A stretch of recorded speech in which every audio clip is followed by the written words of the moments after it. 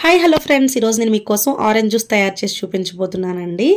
ఈ వేసవి కాలంలో ఇలాంటి జ్యూసులు తయారు చేసుకొని తాగితే ఎంతో హాయిగా ఉంటుంది కదా. చాలా చల్లగా ఉంటుంది జ్యూస్ తాగితే కడుపుకు కూడా. అయితే ఇది చేయడం చాలా ఈజీ. ఇలా ఆరెంజ్ని తీసుకొని 2 ముక్కలుగా కట్ చేసేసుకోవాలి. లోపల ఉన్న సీడ్స్ని ఇలా చాక్ సహాయంతో తీసేయాలన్నమాట. నార్మల్గా ఆరెంజ్లో సీడ్స్ తీయడం అనేది కొంచెం ఇబ్బందితో కూడుకున్న పని. ఈ విధంగా చేస్తే ఈజీగా వచ్చేస్తాయి. సీడ్స్తో మనం కానీ ఆరెంజ్ జ్యూస్ని చేస్తే చేదొచ్చేస్తుంది జ్యూస్ అనేది.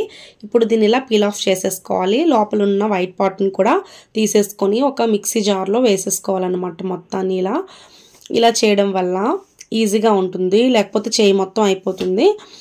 ఇలా చేసేసుకొని దీంట్లోకి ఒక 2 టేబుల్ స్పూన్ హనీ వేసుకుంటున్నాను నేనైతే.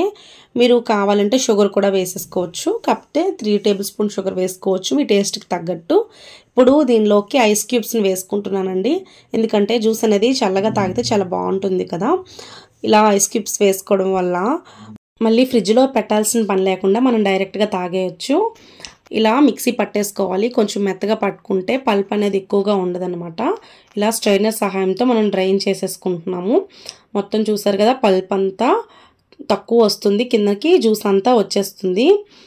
ఇలా చేసేసుకున్న తర్వాత ఇది ప్యూర్ జ్యూస్ కదా, ఇందులో వాటర్ యాడ్ చేసుకోకూడదు. ఇలా చేసుకుంటేనే ఇది ప్యూర్గా బాగుంటుంది. అలాగే 2 ఐస్ క్యూబ్స్ తీసుకొని సర్వింగ్ గ్లాస్లోకి సర్వ్ చేసేసుకోవాలి. మొత్తాన్ని జ్యూస్ని దీనిలో వేసేసుకుంటే చాలా చల్లగా టేస్ట్గా బాగుంటుంది.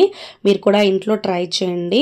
ఈ వేసవి కాలంలో ఇలాంటి జ్యూస్లు ఎక్కువ తాగడం వల్ల మనకి హెల్త్ కూడా బాగుంటుంది.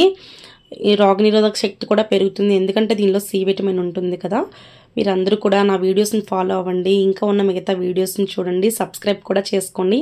Thank you for watching our videos.